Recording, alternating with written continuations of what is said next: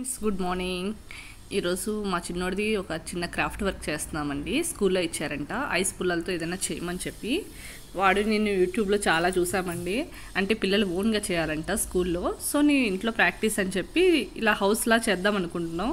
నేను ఒకటి అంటే వాడు ఇంకోటి అంటాడు. కానీ పిల్లలతో ఇలాంటి మెమరీస్ బాగుంటాయి కదా ఫ్యూచర్లో చూసుకుంటే అని చెప్పి నేను అలా క్యాప్చర్ చేశాను. అలా ఎవరికైనా యూజ్ అవుతుందని చెప్పి పిల్లలకి చిన్నగా నేను వీడియో క్యాప్చర్ పెట్టానండి.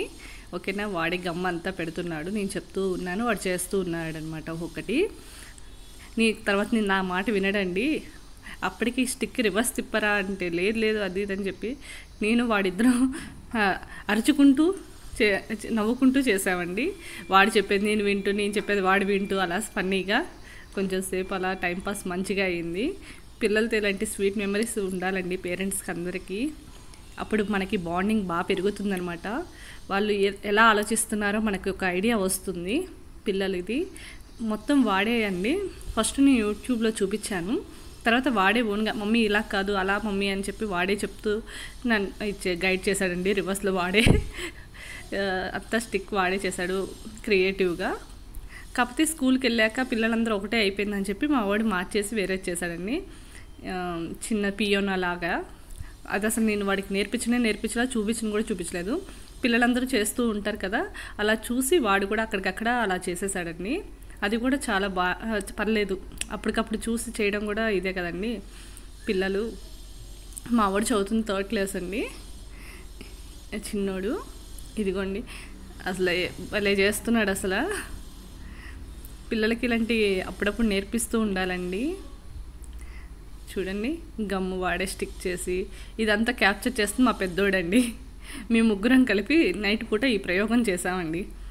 మా హస్బెండ్ ఇంకా అప్పటికి ఆఫీస్ నుంచి రాలేదు, లేట్ అయిపోయింది ఆయనకి ట్రాఫిక్ వల్ల. సో మేము ముగ్గురం కూర్చొని ఇంకో ఇలాంటి యాక్టివిటీస్.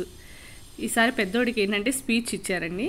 సో వాడు ఆల్రెడీ క్రాఫ్ట్ వర్క్ ఏమి ఇవ్వలేదు, జస్ట్ ఒక పికాక్ డ్రాయింగ్ అన్నారు. మా వాళ్ళకి డ్రాయింగ్స్ అలాంటివి రావండి, ఓన్లీ చదవడం. మా చిన్నోడికి వచ్చండి డ్రాయింగ్ అలాంటివన్నీ ఇంట్రెస్ట్ చిన్నోడికి. పెద్దోడికి ఓన్లీ చదువు. ఒక పిల్లలు ఒకలా ఉంటారు కదండి. చదువు అండ్ మ్యూజిక్ బాగా ఇంట్రెస్ట్ పెద్దోడికి. కానీ మ్యూజిక్ ఏం నేర్పించలేండి. చిన్నప్పుడు నేర్పించాను కానీ ఆఫ్టర్ కరోనా తర్వాత ఇది ఏం నేర్పించలేదు. కరోనాకు ముందైతే మ్యూజిక్ నేర్చుకునేవాడు బాబు పెద్దోడు. అసలు అప్పుడు బాగా అనిపించేదని, బాగా పాడేవాడు. ఇప్పుడు జస్ట్ విని వాడు ఓన్గా పాడుతున్నాడు. ఎవరైనా పాడుతా వింటే అవి బాగా మెమరీ పవర్ ఎక్కువ కొంచెం బాబుకి. అలా విని పాడుతున్నాడండి. అందుకే ఒక 3-4 వీడియోస్ పెట్టాను బాబు పాడేవి.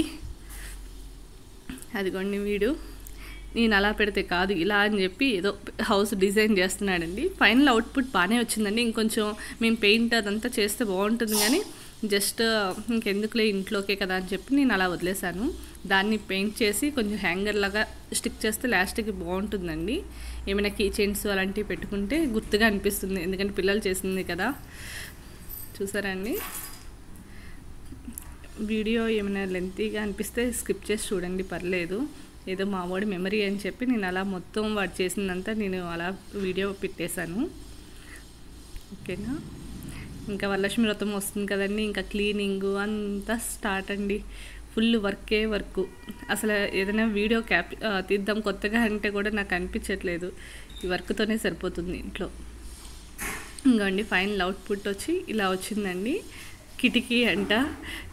హౌస్కి అంత పెద్ద కిటికీ ఉంటుందా అండి, నేను కాదురా అంటే కూడా వాడు వినకుండా అలా పెట్టాడండి ఆ స్టిక్స్తో.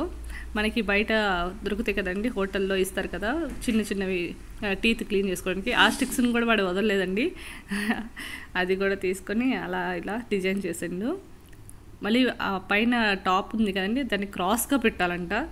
క్రాస్ ఏ ముద్ర, స్ట్రైట్గా పెట్టు అంటే అలా అండి. మీకు నచ్చితే లైక్ చేయండి, షేర్ చేయండి, కొంచెం సబ్స్క్రైబ్ చేసుకోండి ఛానల్ని. ఓకేనా. ఇంకేమైనా చెప్పాలా. ఈరోజు బెంగళూరులో బాగా వర్షాలు పడుతున్నాయండి. ఈరోజు కొంచెం పర్లేదు, ఎండగానే ఉంది. నిన్నటి వరకు అయితే ఫుల్ వర్షాలండి. అంటే ఓన్లీ మార్నింగే, మళ్ళీ ఈవినింగ్ మధ్యలో అంతా పర్లేదు, ఎండ వచ్చేస్తుంది. ఇంకా అలా అన్నమాట. టైంపాస్ అలా జరిగిపోతూ ఉంది.